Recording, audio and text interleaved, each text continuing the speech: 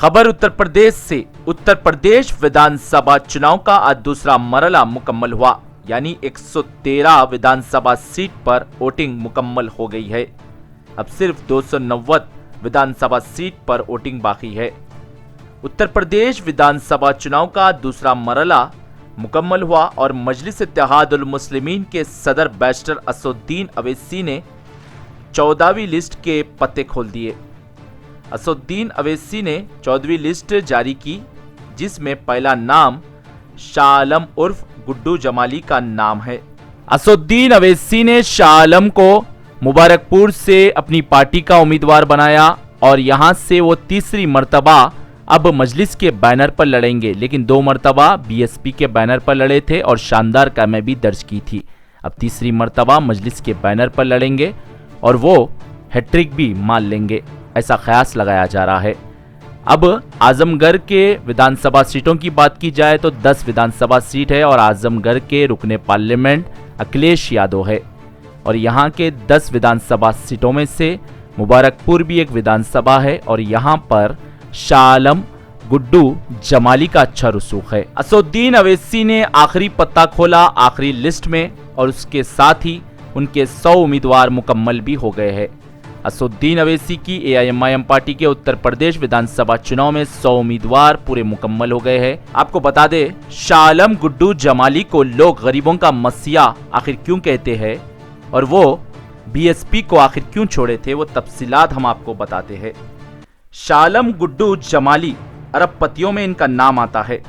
ये अरबपति है और इनकी अहलिया टेक्सटाइल के बड़ी कारोबार करने वाले हैं और ये कंस्ट्रक्शन के कारोबार से जुड़े हैं।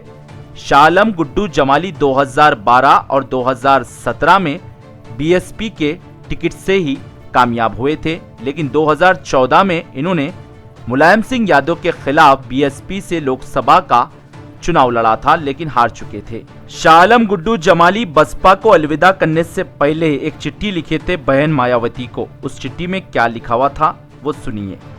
शाह आलम गुड्डू जमाली कहते हैं कि 21 नवंबर को मायावती के साथ बैठक में मुझे महसूस हुआ था कि मैं जबकि ईमानदारी और दयानतदारी के साथ कामकाज करता हूं, उसके बावजूद भी मेरी नेता मेरे से खुश नहीं है और मेरे पे भरोसा नहीं करती है, ऐसा मुझे महसूस हुआ।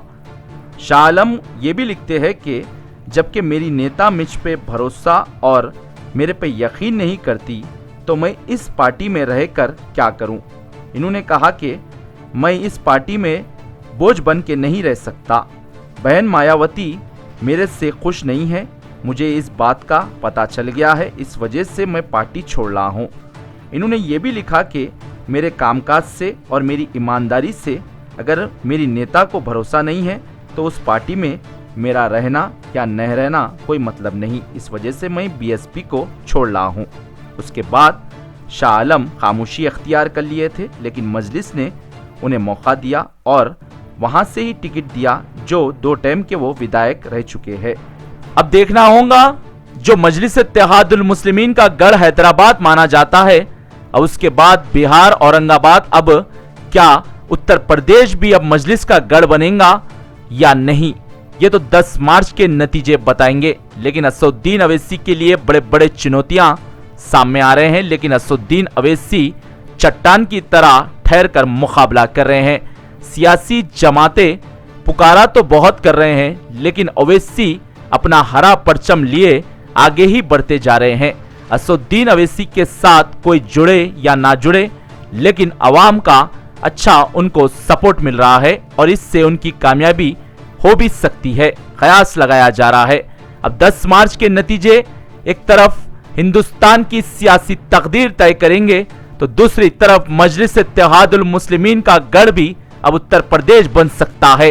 ब्यूरो रिपोर्ट, भारत की तरक्की। मेरा फर्ज है, चूंकि मुस्लिम समुदाय का हूं, मुझे अवसर मिला है, इसलिए मैं चाहता हूं कि मैं अपने लोगों की बात सरकार तक पहुंचा दूं। लेकिन हमारे दोस्तों को पता नहीं क्या परेशानी है कि वो इस पे ज्यादा बिलीव करते हैं कि उन्होंने ये किया, हमने ये किया।